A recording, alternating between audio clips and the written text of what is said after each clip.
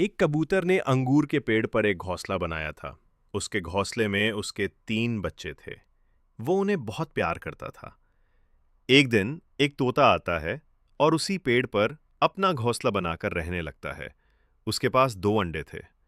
कबूतर एक दिन दाना लेने के लिए जाता है। तभी अचानक बहुत तेज बारिश होती है और तेज हवा चलने लगती है। तोता तुरंत कबूतर के बच्चे के पास आया और उसके बच्चों को अपने पंखों में छिपा लेता है। लेकिन तेज हवा से तोता का घोंसला और अंडे जमीन पर गिरकर फूट जाते हैं। जब कबूतर वापस आता है तो तोता सारी बात बताता है। कबूतर को तोता के लिए बहुत बुरा लगता है और रोने लगता है। फिर लाइक सब्सक्राइब नहीं किया।